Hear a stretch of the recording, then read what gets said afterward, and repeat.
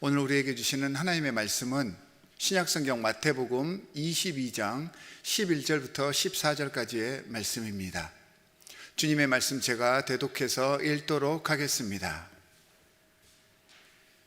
임금이 손님들을 만나러 들어갔다가 거기에 혼인 예복을 입지 않은 사람이 한 명 있는 것을 보고 그에게 묻기를, 이 사람아, 그대는 혼인 예복을 입지 않았는데 어떻게 여기에 들어왔는가 하니 그는 아무 말도 하지 못하였다. 그때에 임금이 종들에게 분부하였다. 이 사람의 손발을 묶어서 바깥 어두운 데로 내던져라. 거기서 슬피 울며 이를 가할 것이다. 부름받은 사람은 많으나 뽑힌 사람은 적다. 주님의 말씀입니다. 아멘. 오늘 말씀은 하나님의 나라를 혼인잔치에 비유한 말씀입니다. 오늘은 제가 봉독해 드린 말씀은 11절부터 14절까지지만 사실은 22장 1절부터 14절까지의 말씀을 가지고 제가 주님의 말씀을 증거하려고 합니다. 우리가 잘 알다시피 혼인잔치는 하나님의 나라, 그리고 하나님의 나라에서 누릴 수 있는 성도들의 기쁨을 상징하고 있습니다. 원래 이 비유는 하나님의 말씀에 불순종했던 예수님 그 당시에 이스라엘의 정치 그리고 종교 지도자들에게 주신 말씀이었지만, 지금 우리들의 상황에 이렇게 적용을 해보면 먼저 믿게 된 신앙인으로서 순종하지 않고 무례한 하나님의 성도들에게 주시는 말씀입니다. 특별히 이 팬데믹 상황을 맞아서 신앙생활을 하고 있는 지금 우리 모든 성도들에게 이 말씀을 토대로 목회자가 권면하는 말씀이구나, 이렇게 받아들여 주시면 고맙겠습니다. 한 임금이 자기 아들의 혼인잔치를 베풀었습니다. 임금의 아들 혼인잔치니까 왕자의 혼인잔치겠죠. 베풀어서 초대받은 사람들에게 잔치에 오라고 초청을 했습니다. 그러니까 왕이 초청한 사람들, 그 사람들이 누구였을까요? 특별한 사람들이었겠죠. 아무나 초청하지는 않았을 것 같습니다. 왕의 나라 백성이었음에는 분명하고, 그 중에서도 중요한 직분에 있었던 사람들, 옛날식으로 하면 귀족들이나 혹은 높은 지위에 있는 그런 사람들에게 초청장을 보내셨겠죠. 그런데 이들이 이 왕의 요청을 거절합니다.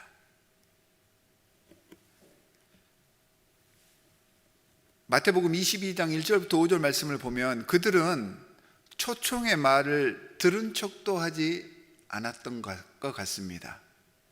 그리고 저마다 제 갈 곳으로 떠나갔습니다. 그리고 그들의 거절 이유가 밭과 장사 때문이다 라고 이야기를 하는데, 왕의 나라 백성이면서 왕의 초청보다 자신들의 일을 더 중요하게 여기고 있음을 보여주고 있습니다.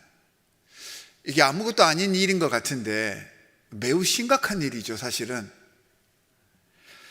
자, 같은 내용을 전하는 누가복음에서는 이처럼 왕의 초청에 거부하기 위해서 핑계를 대기 시작하였다라고 설명을 하고 있습니다.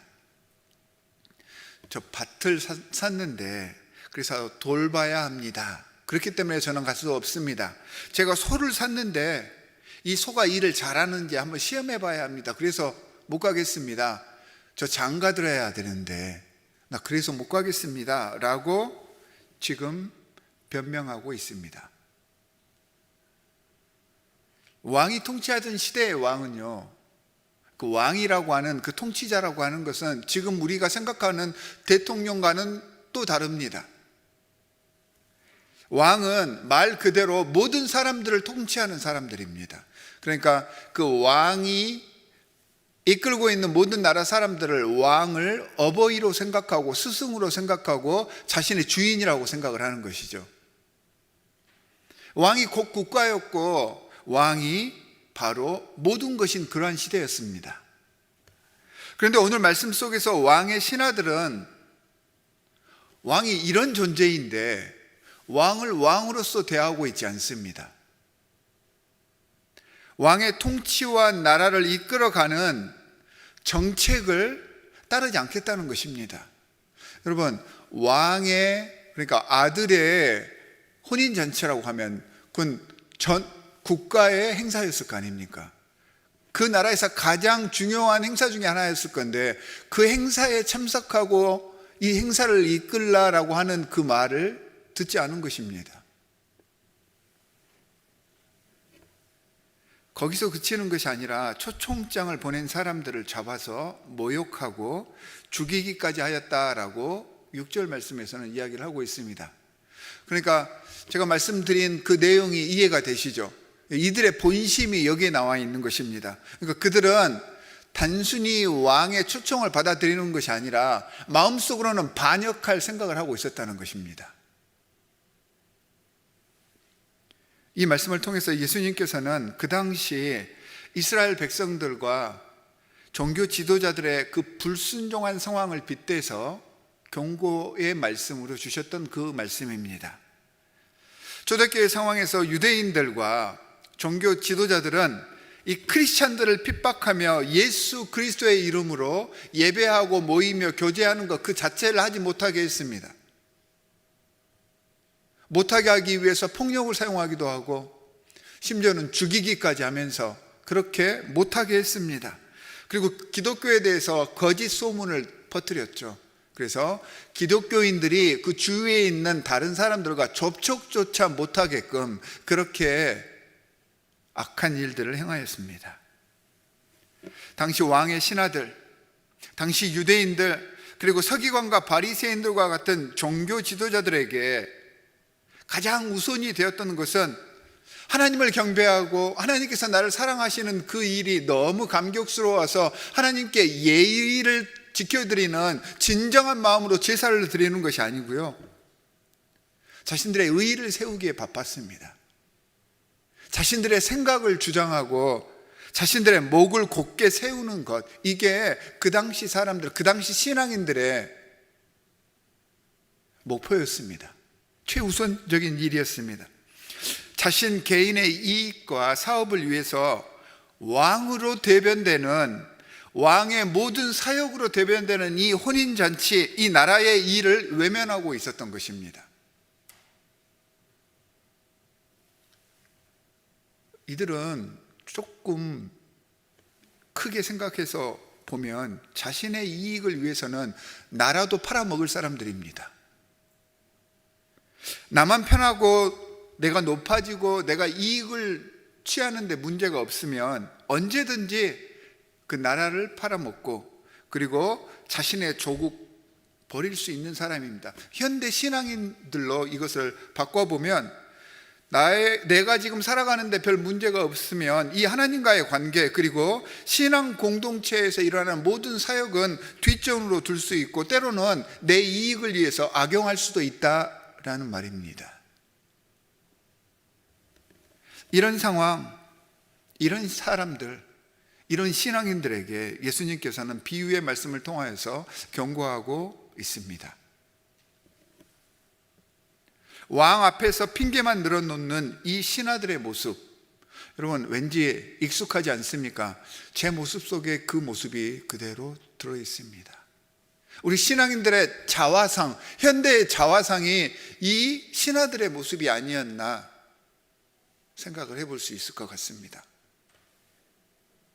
여러분, 왕이 베풀어 놓은 그 연회는 왕이 그 잔치에 참여한 모든 사람들을 위한 배려이고 은혜입니다.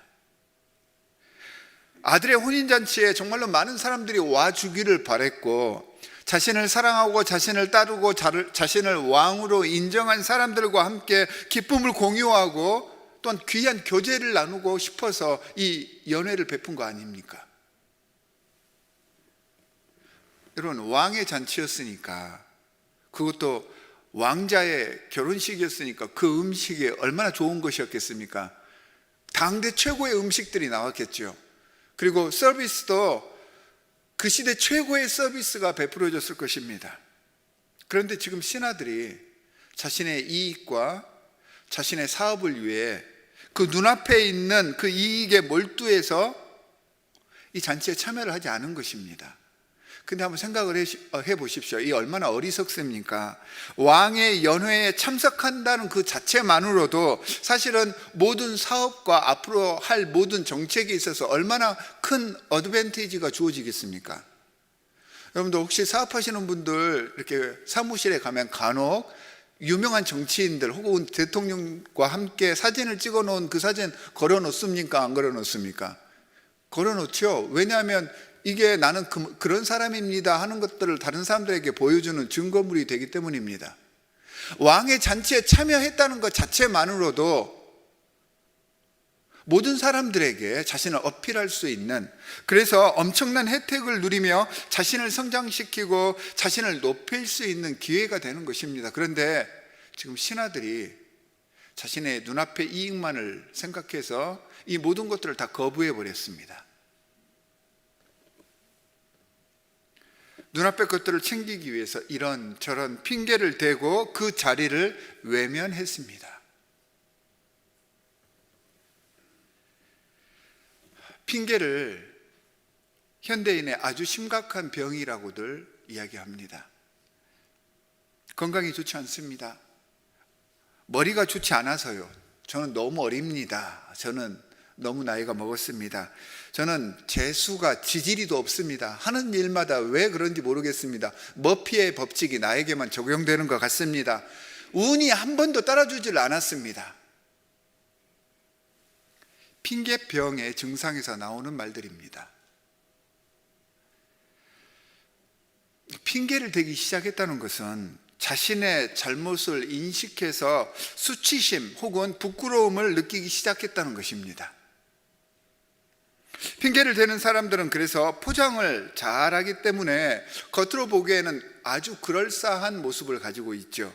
하지만 실은 그 속이 자존감이 낮고 나약한 사람일 확률이 높습니다. 저의 경우만 돌아봐도 제가 핑계를 하기 시작하면 제 자존심이 상한 그런 상황이 그 전에 분명히 있었던 것입니다. 자신의 잘못을 무의식 중으로 인식하고 인정은 하지만 그런 자신의 모습을, 잘못된 모습을 겉으로 드러내기 싫은 것입니다. 그래서 핑계하는 것입니다. 핑계를 대면 자신을 일단은 합리화하기 때문에 그 순간만큼은 마음이 편해집니다. 근데 여러분들이 핑계를 하고 난 그 다음에 모든 결과들을 한번 보십시오. 그 핑계가 실질적으로 내 삶을 변화시켰다거나 그 핑계가 실질적으로 어떠한 더 나은 결과를 절대 만들어내지 못합니다. 핑계하는 자는 자신의 게으름 혹은 자신의 실수를 정당화하면서 자기 현실을 도피하기 위해서 핑계를 대는 것입니다.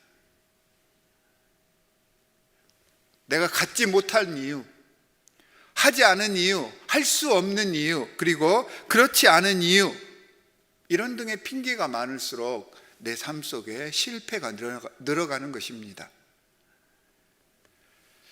그래서 실패한 사람들은 자신의 모든 행동에 한두 가지가 아닌 수만 가지의 이유가 있죠. 소위 핑계라는 중증의 질환을 내가 가지고 있습니다 라는 것을 광고하는 행위입니다. 이런 핑계의 모습이 쌓여가면 갈수록 이 핑계는 거짓된 모습이잖아요. 이런 거짓된 모습을 더 합리화하기 위해서 더 극한 상황을 자꾸 만들어내게 되어 있습니다.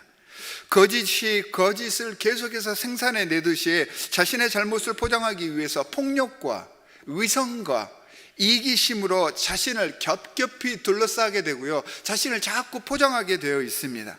그러다 보니까 자꾸 진실에서 멀어지고 하나님께서 우리를 대하시는 그 방식에서 멀어지고 하나님과의 관계를 파괴하는 그 죄에 이를 수밖에 없게 되는 것입니다. 이 핑계의 모습이 그대로 우리 신앙생활에도 악영향을 끼쳐서 주님의 사랑으로부터 자꾸 우리를 소극적이게 하고요, 나를 위축되게 하는 것입니다. 혼인잔치가 하나님 나라를 비유하고 있지만 궁극적으로는 하나님의 나라를 말씀해 주시기 위해서 예수님께서 우리에게 주신 말씀이기는 하지만 지금 현재 우리의 삶 속에서 이 혼인잔치가 뭡니까? 신앙인들에게 하나님과 만나서 그분께 예배하고 경배하고 그분과 교제하는 이 예배의 시간이 우리에게 베풀어진 혼인잔치입니다. 하나님의 나라를 가장 상징적으로 보여주는 시간이 주님과 그분의 사랑을 만날 수 있고 느낄 수 있는 이 예배의 시간인데 우리는 정말로 많은 순간 속에서 하나님의 부르심에 수많은 핑계를 대고 나아가지 않았습니다. 여러분, 하나님 공동체 교회의 제1 목적이 뭡니까? 교육도 있고 선교도 있고 여러 가지 많은 것들이 있는데 이런 것들은 이제 이 일 목적이 갖추어져야지 이루어지는 것들입니다. 교회의 제1 목적은 예배입니다. 그런데 팬데믹이라고 하는 아주 그럴듯한 핑계로 나의 성의 없음을, 나의 영적 게으름과 안일함을 스스로 증명하고 있습니다. 그러면서 합리화하는 것입니다. 당연히 이 나쁜 코로나가 창궐한 이러한 상황에서는 우리 크리스찬들, 믿는 사람들이 더 주의하고 그래서 우리뿐만 아니라 우리 주위 사람들에게 피해가 가지 않도록 노력하고 또 노력하고 더 자신을 돌아봐야 합니다. 그렇게 애쓰고 노력해야 합니다. 하지만 이제 세상이 다른 단계로 접어들었습니다. 이제 세상은 with 코로나 시대를 이야기하고 있습니다. 그러니까 코로나로 위축되기만 해서는 안 되는 시기가 되었습니다. 코로나 상황은 물론 새로운 목회 사역에 대한 비전과 새로운 방법도 우리에게 제시를 해 주었습니다. 영상을 통해서 모임이 가능하게 되었고 이 영상 모임을 통해서 시간을 효율적으로 사용할 수 있도록 여러 가지 많은 프로그램들을 시작할 수 있게 했습니다. 제자 훈련이라든가 심지어 선교 사역마저도 이 영상을 통하여서 우리가 하지 못했던 그 부분들을 확장시켜 나갈 수 있게 했습니다. 아마 이 영상 매체를 통한 여러 가지 많은 목회 사역들은 코로나가 완전하게 종식이 된다 하더라도 계속해서 유용하게 우리 목회에서 사용될 것이라고 저는 믿습니다. 우리가 전에 생각하지 못했던 그런 부분들, 이런 것들을 메워주고 있고요. 더 효과적인 방식으로 하나님의 사역을 할 수 있도록 해 주었습니다. 하지만 이 영상 수단이 보조적인 역할을 하는 것이지 신앙의 근본을 대체할 수는 없습니다.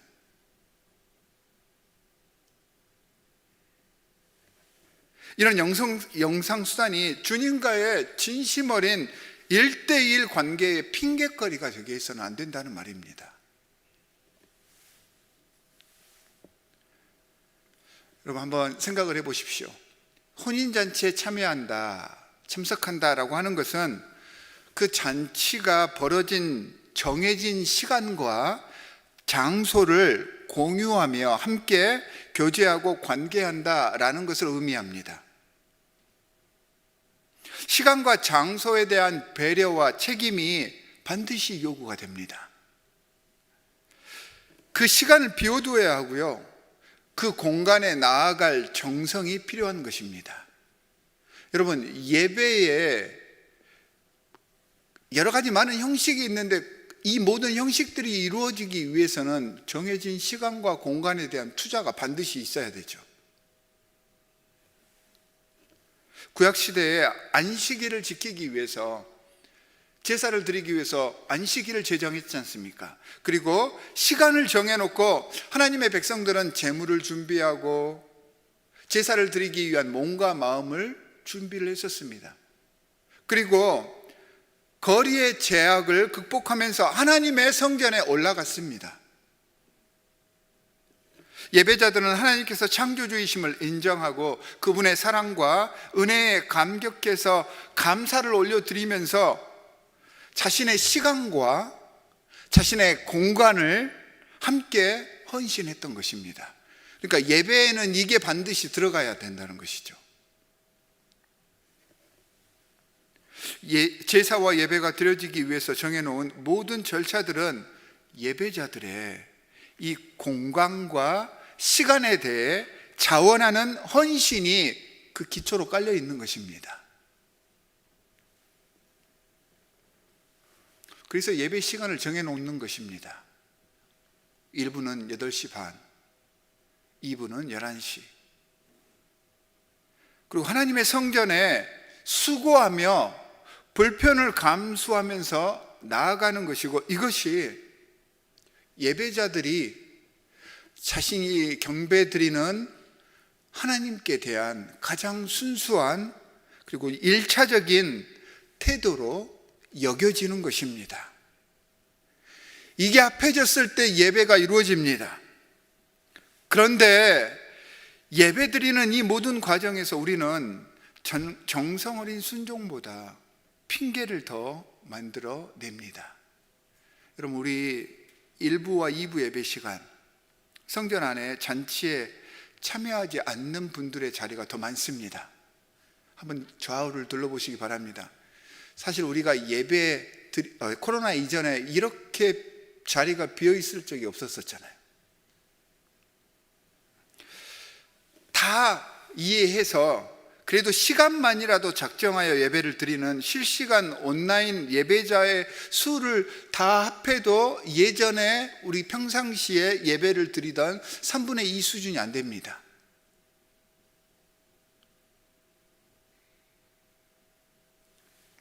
안타까운 게 이게 우리 교회만의 문제가 아니라는 겁니다. 그리고 사실 제가 이렇게 말씀을 드리는 것은 지금 나와 계시는 분보다는 이 자리에 지금 부재하신 분들에게 향한 말씀인데, 이 말씀을 제가 어떻게 전해야 할지 모르겠습니다.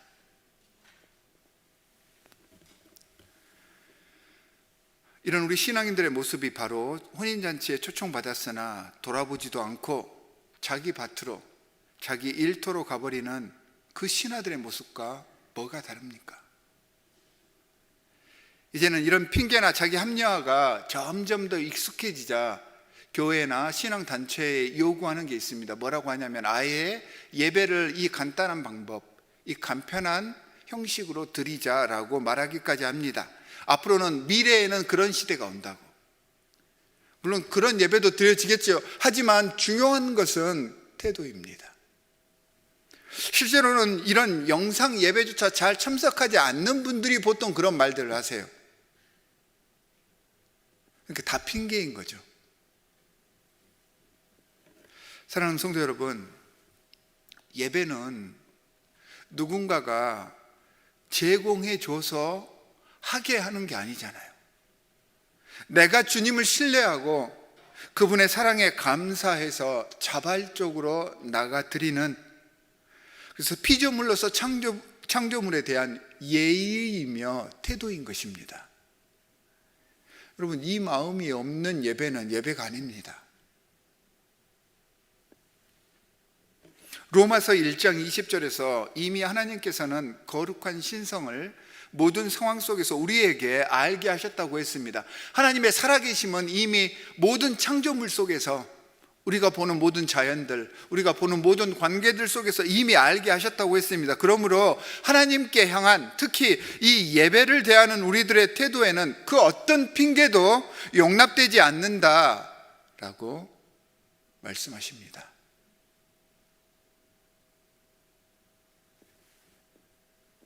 우리의 이기적인 마음과 세상 물질에 동화되어 버린 어리석은 그 의도가 우리의 핑계로 드러나기 시작하면, 세상에 그 모습을 나타내기 시작하면 하나님의 선택에서 제외되고 자격을 잃어버리는 것입니다. 그래서 왕은 이런 신하들을 포기합니다. 예수님께서는 비유를 통해서 모두 멸망시켰다라고 아주 강하게 말씀을 하셨습니다. 여러분, 백성이었더라도 왕이 포기해버렸다라고 하는 말씀은요, 현대 신앙인들에게 적용을 해보면 스스로 믿는다고 생각하는 자신은 구원받았다고 생각하는 그러한 신앙인들도 하나님의 구원의 사역에서 제외될 수 있다라는 것을 의미합니다.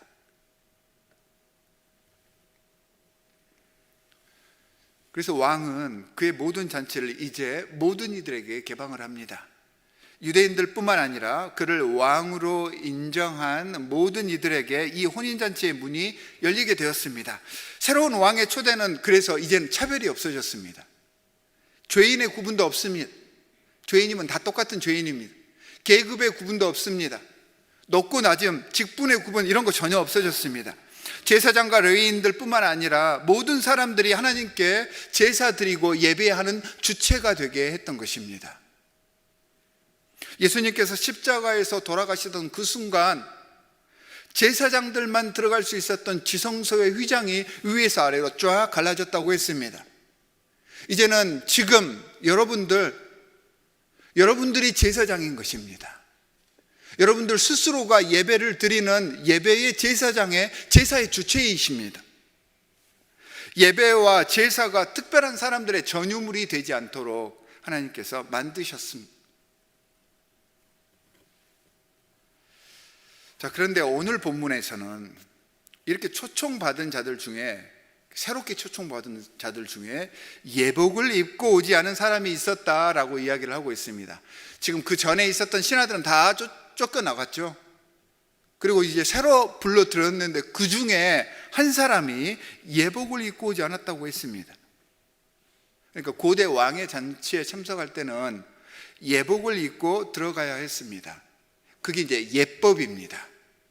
그 왕을 존경하고 그 왕의 그 잔치를 인정한다라고 하는 그런 뜻이기도 합니다. 그런데 본문을 꼼꼼히 읽어보다 보니까 잘 이해가 안 되는 부분이 있습니다. 지금 잔치에 참석한 자들이 정식 초청을 받아서 자신들이 준비해서 나온 사람들이 아니잖아요. 자, 9절과 10절에 보면 거리로 나가서 만나는 사람들, 일하고 있는 사람들, 심부름하고 있는 사람들, 그러니까 보이는 대로 왕의 종들이 다 데려온 사람들입니다. 그 예복이 없겠죠. 그들이 준비를 한 것이 아닙니다. 이 사람들이 예복을 준비해 왔을 리가 없습니다. 그런데도 오늘 지금 본문 말씀에 의거하면 모든 사람들이 그 예복을 입었고 한 사람만 입지 않고 있는 것입니다. 이게 어찌된 영문일까요? 한 가지 경우밖에 없겠죠. 왕이 자신의 잔치에 참석할 모든 사람들을 위해서 예복을 준비해 놓은 경우입니다.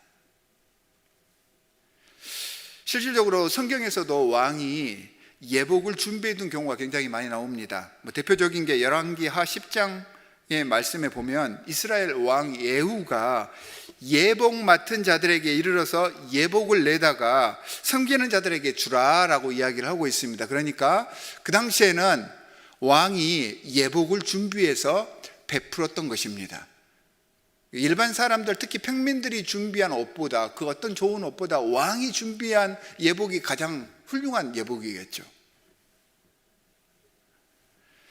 자, 그러면 예복을 입지 않은 사람은 자신에게 주어진 예복을 못 입고 온 것이 아니라 안 입고 온 것입니다.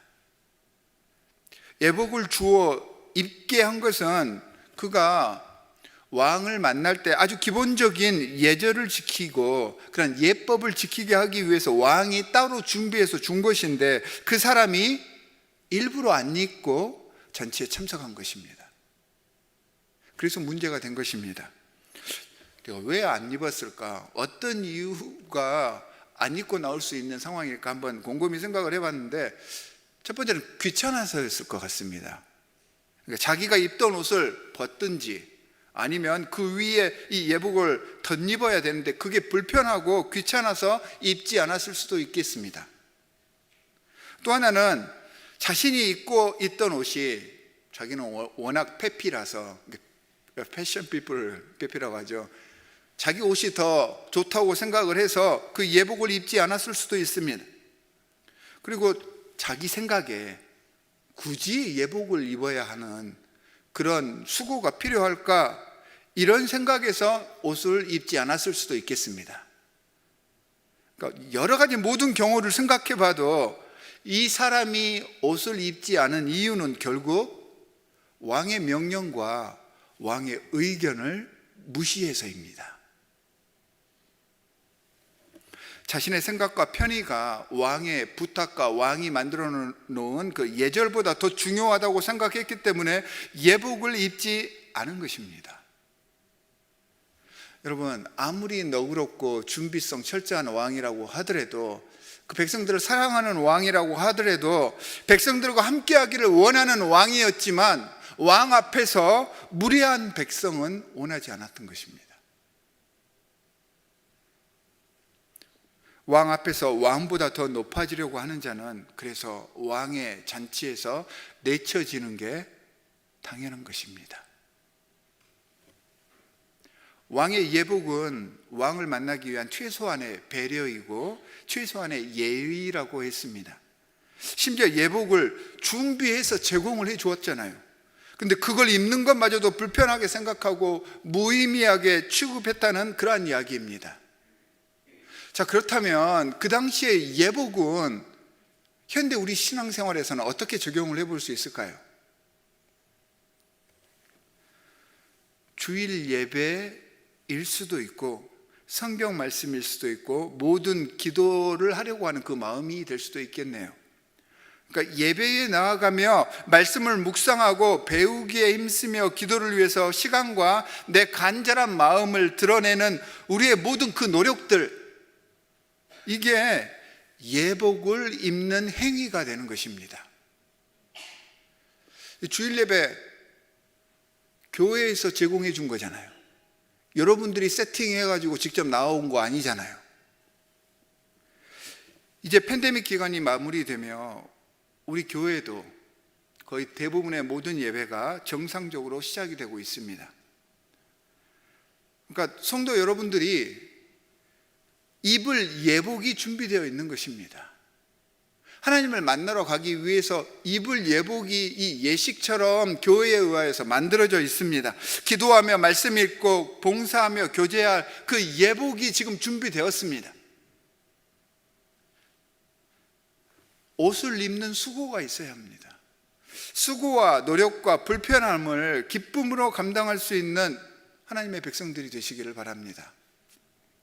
자신의 안전과 편리를 위해서 주님께서 우리에게 베풀어 주신 이 예복들을 거부하는 실수를 하지 않기를 바랍니다. 신앙인으로서 이런 실수를 범하고 있다면 왕의 초청을 거부했던 그 신하들과 다를 바가 없습니다. 자, 이 예복을 입지 않아서 쫓겨난 사람이나 그 전에 왕의 초청장을 거부했던 사람들이나 결국은 똑같은 이유에서 쫓겨난 것입니다. 무례하며 자기만을 아는 사람이라는 뜻입니다. 게으르고 불성실한 신앙인들입니다. 그들이 바깥 어두운 데로 내던져지며 억울하다고 슬피 울며 이를 갈게 되는 것은 그래서 당연한 일이었습니다. 하나님께서는 예수님의 비유 속에서 뿐만 아니라 우리가 살고 있는 현대의 시간 속에서 예배와 주님과의 관계를 위한 여러 가지 많은 것들을 예복으로 우리를 위해 준비해 두셨습니다. 그리고 우리를 주님의 잔치에 초대하고 계십니다. 혹시 우리는 세상의 일들, 내 개인의 안전과 편리함, 그리고 내 욕심과 즐거움 때문에 그 초대를 무시하고 거부하기 위해서 자꾸 핑계대고 있지는 않는지요? 하나님을 바로 알기 위해서 노력하기보다는 그분의 말씀을 제대로 이해해서 그 말씀대로 예복을 입고 잔치에 참여하기보다는 내 식대로, 내 마음대로, 내 뜻대로 내 모든 것들을 판단하고 내 편할 대로 신앙생활을 하려고 하고, 그런 신앙생활을 다른 사람들에게 마치 이게 옳은 신앙인 것처럼 이렇게 강요하고 있지는 않습니까? 사랑하는 성도 여러분, 예배의 시간은 우리를 죄 가운데에서 이겨낼 수 있는 그 내성을 키워주는 그러한 시간입니다. 주님께서 함께 하심을 강력하게 체험하는 중요한 영적 만남의 혼인잔치입니다. 우리 시간을 정하고 주님께서 정해주신 이 거룩한 장소에서 함께 예배하며 기뻐하기 위해서 우리의 수고와 정성을 투자합시다. 주님께서 초청하시는 그 예배의 순간 기쁘고 즐거운 마음으로 아멘, 할렐루야 하면서 주님 앞에 나아갑시다. 그곳에 우리 영의 회복이, 그리고 우리 신앙과 우리 공동체의 성숙과 발전이 이어집니다. 하나님의 귀한 예배자로 이 시간 거듭나시기를 주 예수 그리스도의 이름으로 간절히 축원합니다.